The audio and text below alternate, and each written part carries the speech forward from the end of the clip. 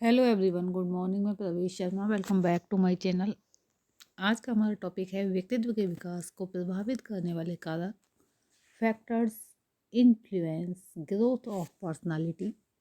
जैसा कि हम जानते हैं, जटिल पर एकीकृत प्रक्रिया के रूप में व्यक्तित्व की धारणा आधुनिक व्यवहारिक मनोविज्ञान की देन है।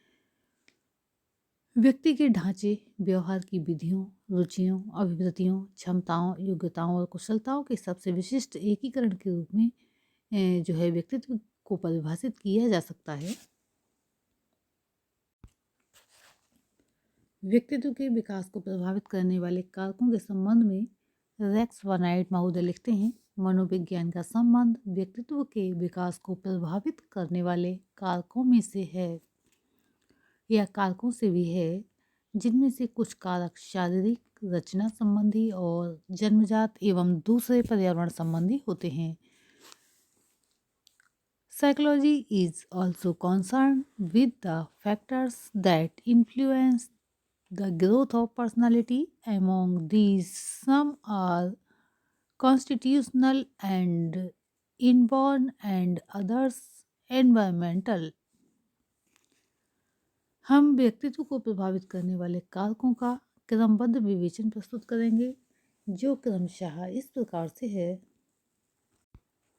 इसके अंतर्गत पहला बिंदु आता है या फर्स्ट पॉइंट आता है वंशानुक्रम का प्रभाव, इन्फ्लुएंस ऑफ हेरिडिटी। अनेक मनोवैज्ञानिकों ने अपने अध्ययनों के आधार पर सिद्ध कर दिया है कि व्यक्तित्व के विकास पर वंशानुक्रम का प्रभाव अनिवार्य रूप से पड़ता है। उदाहरण के लिए फ्रांसिस गाल्टन ने प्रमाणित किया है कि वंशानुक्रम के कारण ही व्यक्तियों के शारीरिक और मानसिक लक्षणों में भिन्नता दिखाई देती है। इसी प्रकार कैंडोल और कार्ल पियर्सन ने सिद्ध कर दिया है कि कुलीन एवं व्यवसायी कुलों में उत्पन्न होने वाले व्यक्ति ही साहित्य, विज्ञान और राजनीति के क्षेत्रों में यश प्राप्त करते हैं। सारांश में हम स्किनर तथा हैरीमैन के शब्दों में कह सकते हैं, मनुष्य का व्यक्तित्व स्वाभाविक विकास का परिणाम नहीं है। उसे अपने माता पिता से कुछ निश्चित शारीरिक, मानसिक, संवेगात्मक और व्यावसायिक शक्तियाँ प्राप्त होती हैं। नेक्स्ट पॉइंट हम देख रहे हैं, जैविक कारकों का प्रभाव। जैविक कारकों का प्रभाव, इन्फ्लुएंस ऑफ बायोलॉजिकल फैक्टर्स। मुख्य जैविक कारक हैं नलिका विहीन ग्रंथियाँ, अंतःस्रावी ग्रंथियाँ और शारीरिक रसायन।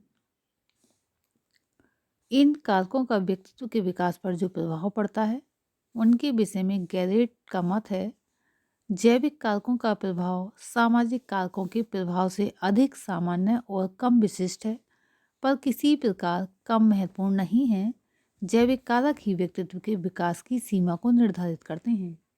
इसी के साथ हम देखेंगे नेक्स्ट पॉइंट,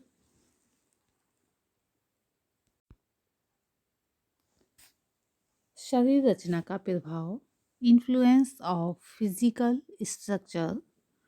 शारीरिक रचना के अंतर्गत शरीर के अंगों का पारस्परिक अनुपात, शरीर की लंबाई और भार, नेत्रों और बालों का रंग, मुखाकृति आदि आते हैं। ये सभी किसी न किसी रूप में व्यक्तित्व के विकास को प्रभावित करते हैं।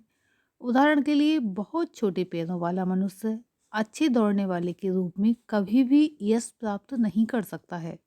इसीलिए मैकडोगल ने बलपूर्वक कहा है, हमें उन विशिष्टताओं के अप्रत्यक्ष प्रभावों को निश्चित रूप में स्वीकार करना पड़ेगा जो मुख्य रूप से शारीरिक हैं।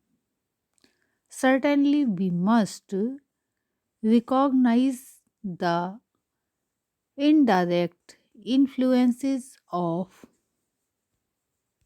peculiarities that are primarily and strictly of the body. Next point हम देख रहे हैं, दैहिक प्रवृत्तियों का प्रभाव, influence of physiological tendencies. Jalota का मत है, जलोटा जो कि 187 पेज नंबर पर इन्होंने लिखा है कि दैहिक प्रवृत्तियों के कारण शरीर के अंदर रासायनिक परिवर्तन होते हैं, जिनके फलस्वरूप व्यक्ति महत्वाकांक्षी या आकांक्षाहीन, सक्रिय या निष्क्रिय बनता है। इन बातों का उसके व्यक्तित्व के विकास पर वांछनीय या अवांछनीय प्रभाव पड़ना स्वाभाविक है। वुडवर्थ महोदय का कथन है, शरीर की दैहिक दशा मस्तिष्क के कार्य पर प्रभाव डालने के कारण व्यक्ति के व्यवहार और व्यक्तित्व को प्रभावित करती है। नेक्स्ट पॉइंट हम देख रहे हैं मानसिक योग्यता का प्रभाव, इन्फ्लुएंस ऑफ मेंटल एबिलिटी।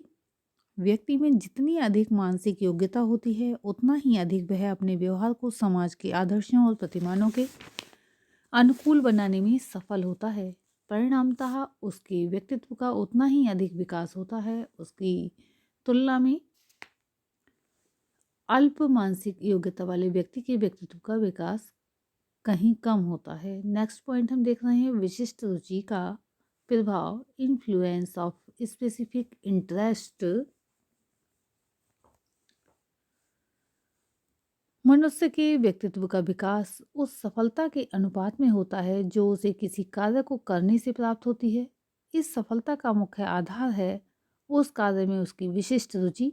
कला या संगीत में विशिष्ट रुचि लेने वाला व्यक्ति ही कलाकार या संगीतज्ञ के रूप में उच्चतम स्थान पर पहुंच सकता है।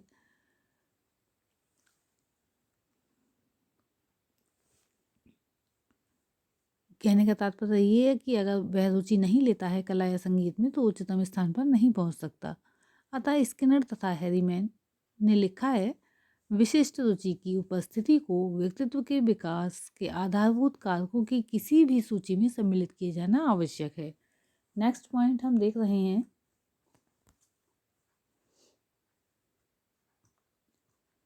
इन्फ्लुएंस ऑफ फिजिकल एनवायरनमेंट, भौतिक वातावरण का प्रभाव।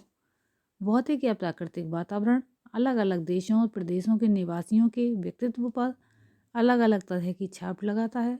यही कारण है कि मरुस्थल में निवास करने वाले अरब और हिमाच्छादित या बर्फ से ढके हुए टुंड्रा प्रदेश में रहने वाले एस्किमो लोगों की आदतों, शारीरिक बनावटों, शरीर की विधियों, रंग और स्वास्थ्य में स्पष्ट अंतर मिलता है।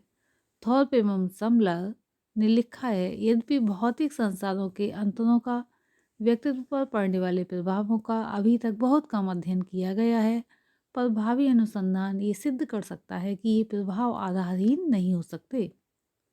नेक्स्ट पॉइंट हम देख रहे हैं इन्फ्लुएंस ऑफ सोशल एनवायरनमेंट, सामाजिक वातावरण का प्रभाव। बालक जन्म के समय मानव पशु होता है। उसे न बोलना आता है और ना व्यवहार करना, ना कपड़े पहनना, उसका ना कोई आदर्श होता है और ना वह किसी प्रकार का व्यवहार करना ही जानता है। पर सामाजिक वातावरण के संपर्क में रहकर उसमें धीरे धीरे परिवर्तन होने लगते हैं। उसे अपनी भाषा, रहन सहन के ढंग, खाने पीने की विधि, दूसरों के साथ व्यवहार करने के प्रतिमान, धार्मिक एवं नैतिक विचार आदि अनेक बातें समाज से प्राप्त होती हैं। इस प्रकार समाज उसके व्यक्तित्व का निर्माण करता है। इस संबंध में गैजेट महोदय लिखते हैं, जन्म के समय से ही बालक का व्यक्तित्व उस समाज के द्वारा जिसमें वह रहता है निर्मित और परिवर्तित किया जाता है।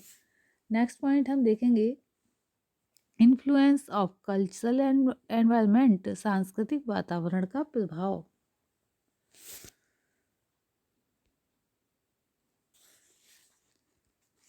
समाज व्यक्ति का निर्माण करता है, ये हम सब जानते हैं। संस्कृति उसके स्वरूप को निश्चित करती है। प्रत्येक संस्कृति की अपनी मान्यताएं, रीति रिवाज, रहन सहन की विधियां, धर्म, कर्म आदि होते हैं। मनुष्य जिस संस्कृति में जन्म लेता है, जिसमें पालन पोषण होता है, उसका उसी के अनुरूप उसके व्यक्तित्व का स्वरूप निश्चित होता है। इस प्रकार उसके व्यक्तित्व पर उसकी संस्कृति की अमिट छाप लग जाती है। वॉरिंग, लैंगफील्ड एवं बील्ड महोदय लिखते हैं, जिस संस्कृति में व्यक्तित्व का लालन पालन होता है, उसका उसके व्यक्तित्व के लक्षणों पर सबसे अधिक व्यापक प्रकार का प्रभाव पड़ता है। नेक्स्ट पॉइंट हम देख रहे हैं इन्फ्लुएंस ऑफ फैमिली, परिवार का प्रभाव। व्यक्तित्व के निर्माण का कार्य परिवार में आरंभ होता है। यदि बालक को परिवार में प्रेम, सुरक्षा और स्वतंत्रता का वातावरण मिलता है तो उसमें साहस, स्वतंत्रता और आत्मनिर्भरता आदि गुणों का विकास होता है। इसके विपरीत यदि उसके प्रति कठोरता का व्यवहार किया जाता है और उसे छोटी-छोटी बातों के लिए डांटा और फटकारा जाता है, तो वह कायर और असत्यभाषी बन जाता है। परिवार की उत्तम या निम्न आर्थिक और सामाजिक स्थिति का भी उसके व्यक्तित्व पर प्रभाव पड़ता है।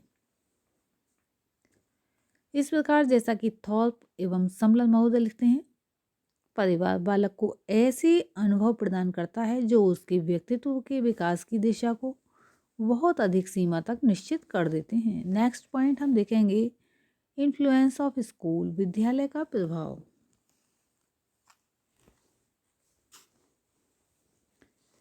व्यक्तित्व के विकास पर विद्यालय की सब बातों का प्रत्यक्ष और अप्रत्यक्ष प्रभाव पड़ता है, जैसे पाठ्यक्रम, अनुशासन, शिक्षक छात्र संबंध, छात्र छात्र संबंध, खेलकूद आदि। अनेक मनोवैज्ञानिकों की ये अटल धारणा है कि औपचारिक पाठ्यक्रम, कठोर अनुशासन, प्रेम और सहानुभूति, शिक्षक एवं छात्रों के पारस्परिक वैमनस्यपूर्ण संबंध व्यक्तित्व को निश्चित रूप से कुंठित और विकृत कर देते हैं। किरो लिखते हैं, बालक के विकसित होने वाले व्यक्तित्व पर विद्यालय के अनुभवों का प्रभाव उससे कहीं अधिक पड़ता है जितना कि कुछ शिक्षकों का विचार है। नेक्स्ट पॉइंट हम देखेंगे, प्रभावित करने वाले अन्य कारक, अदर फैक्टर्स ऑफ इन्फ्लुएंस। व्यक्तित्व के विकास को प्रभावित करने वाले कुछ अन्य कारक हैं, बालक का पड़ोस, समूह और परिवार की इकलौती संतान होना, बालक के शारीरिक एवं मानसिक दोष, संवेगात्मक असंतुलन और माता की मृत्यु के कारण प्रेम का अभाव, मेला सिनेमा, धार्मिक स्थान, आराधना स्थल, जीवन की विशिष्ट परिस्थितियां और सामाजिक स्थिति एवं कार्य। अतः हम निष्कर्ष रूप में कह सकते हैं कि व्यक्तित्व के विकास पर अनेक कारकों का प्रभाव पड़ता है। इस प्रभाव के समग्र रूप का अध्ययन करके ही व्यक्तित्व के विकास की वास्तविक परिधियों का अनुमान लगाया जा सकता है।